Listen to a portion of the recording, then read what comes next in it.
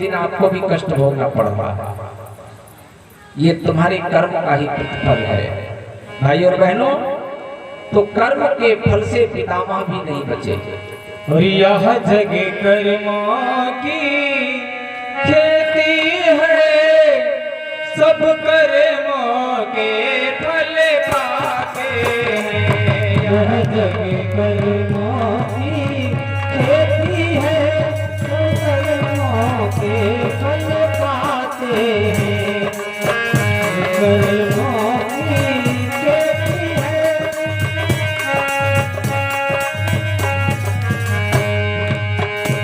यह जग कर्मों की खेती है, सब कर्मों के फल पाते हैं।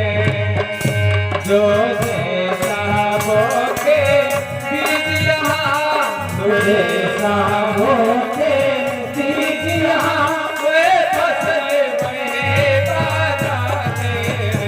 जो जैसा बोते बीज यहाँ, वे फसल में जाते हैं। जो जैसा बोते बीज यहाँ, वे फसल में जाते हैं। वे फसल में जाते हैं। भाई और बहनों, जो जैसा बोता बीज यहाँ वो फसल वही पा जाते हैं। भाग्य की अलग से अपनी कोई सत्ता नहीं है। आज का किया हुआ कर्म ही कल हमारा भाग्य बनता है। गुरु जी ने लिखा हुआ है, मनुष्य अपने भाग्य का निर्माता आप है, कोई दूसरा नहीं आपके भाग्य को बनाएगा। हमको ही अपना भाग्य बनाना पड़ता है। आज मनुष्य सोचता है कि वो व्यक्ति गलत कर रहा है, कोठी पर कोठी बनाता हुआ चला जा रहा है। हम भी कहीं वही रास्ता, हम भी वही अपना ले। हम तो अच्छा काम करते हैं, फिर भी हमारी उन्नति रुकी हुई है। तो भाई और बहनों, आप समझिए, उनका कर्म किसी और श्रेणी का होगा, तुम्हारा कर्म कोई और श्रेणी का होगा। जब फल मिलने का समय आएगा, निश्चित ही उनको भी मिलेगा। और अच्छे कर्म का फल अच्छा ही होता है और बुरे कर्म का फल बुरा ही होता है, देर सवेर जरूर मिलता है। आज मनुष्य दुखी और मनुष्य के दुखी होने का कारण अनैतिक कर्म है। अनीति से कमाया हुआ धन निश्चित एक दिन हमारा सर्वनाश कर देता है। किसी दूसरे की उसमें जरूरत नहीं पड़ती है। अनीति से कमाया हुआ, आपको देखी, आपको कानों सुनी कहानी, आपको देखी घटना भी है मुरादाबाद की। हम लोग तो गुरु जी की कृपा से जहां तहां जाते हैं तो कहीं ना कहीं कुछ सुनने को मिलता है। मुरादाबाद में एक जज साहब थे, जज साहब के 2 बच्चे थे और न जाने किस तरह से जज साहब ने पैसा कमाया होगा। कोठी पर कोठी, बंगले पर बंगले, जयपुर में भी कोठियां, मुरादाबाद में भी कोठी। और 2 लड़के थे, पति पत्नी। एक लड़का नशा पीने लगा, ऐसा खतरनाक नशा, महंगे से महंगा स्मैक और हेरोइन वगैरह, ऐसा नशा लेने लगा। नशे से उसका मस्तिष्क गड़बड़ा गया और एक लड़का अय्याश बन गया, गलत सोसाइटी में पड़ गया। एक दिन क्या हुआ, जो नशा पीने वाला लड़का था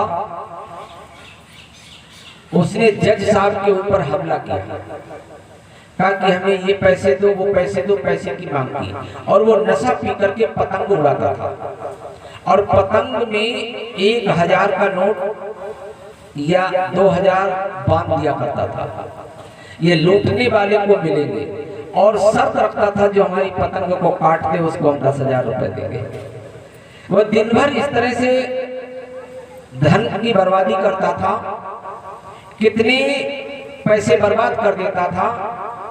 पिताजी ने बड़ा समझाया, जज साहब ने बड़ा समझाया, मगर वो नहीं माना। और एक दिन पिता से पैसा मांगने के लिए मांगते मांगते और चाकू लेकर के हमला किया पिता के ऊपर, जज साहब के ऊपर। पैसा छीन ले गया, चला गया। जज साहब उसी सदमा में पागल हो गए। पागल हो गए, पकड़ करके उनको बनारस लाया गया। पागल खाने में इलाज चला। 2-4 महीने में जज साहब ठीक हुए। डॉक्टर ने समझाया कोई ऐसी घटना इनके सामने न सुनाई जाए, ऐसा माहौल में इनको न बैठाला जाए, नहीं तो दोबारा भी ये पागल हो सकते हैं। अब उधर वो लड़का जो नशा पीता था, उसे उसके मित्रों ने नशा पिला करके कहीं पर मार डाला। पैसा था कुछ, पैसे के चक्कर में नशा पिला करके मार डाला। वो खत्म हो गया। अब बच्चा, अब एक लड़का बचा, वो अय्यास था। वो और तरह से पैसे खर्च कर रहा था। जज साहब घर आए। घर आने के बाद में जब उनको पता लगा कि हमारा एक बेटा तो खत्म हो गया, पत्नी भी गुमसुम रहती है और वो तो पागल खाने से ही ठीक होकर के आए, तो और एक बार बताते दौरा पड़ा, फिर पागल हो गए, फिर अस्पताल गए, फिर ठीक होकर के आए। अब वो जो अय्यास लड़का था, उसने 2-3 कोठियां बेच ली, जो उसके नाम थी, जो उसके अंडर में थी, कोठियां बेच ली। और किसी लड़की ने उसको जहर पिला दिया और वो भी मर गया। वो भी मर गया। जब ये बात पता लगी तो पत्नी ने फांसी लगा ली। और ये काम सब हुआ है 6-7 साल के अंदर।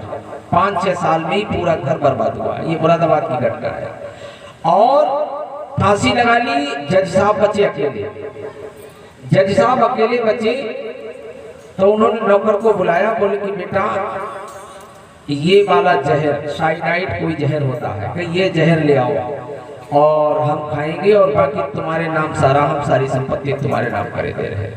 उन्होंने सारी संपत्ति, नौकर बहुत कहता रहा, बहुत कही नहीं तो कोई और संबंधी लोग दावा कर देंगे और हम तुम्हारे नाम, तो सारी बताते। कोठी एक बची थी, बाकी कुछ नहीं बचा था। और अंत में साइनाइड खा करके जज साहब खत्म हो गए और वो कोठी बंगला वो नौकर के नाम कर गए। बोलिए सद्गुरु भगवान की। अब आप लगाइए किस तरह का पैसा जो हम कमा करके लाते हैं, तो उसके बाद उसके साथ में दुआ और बददुआ दोनों आती है। ध्यान रखना, आह भी आती है पैसे के साथ में। इसीलिए गुरुजी ने कहा, वेद शास्त्र पुराण सब कहते हैं कि नीति के रास्ते से पैसे को लाइए। उसमें क्या है, घर में सुख शांति आती है।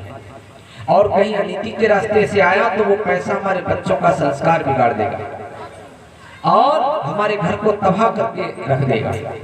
एक नहीं, हजारों कहानियां, हजारों घटनाएं ऐसी हैं। और ये बगैर सोचे विचारे, एक हीरे का इतिहास आप देखिए, एक हीरे का इतिहास। ये हीरे, सोने चांदी और इनका सबका इतिहास देखिए। 400-450 वर्ष का एक हीरे का इतिहास है। सैकड़ों लोगों ने उसे अपनी पगड़ी में सजाने की कोशिश की, हजारों का खून बहा।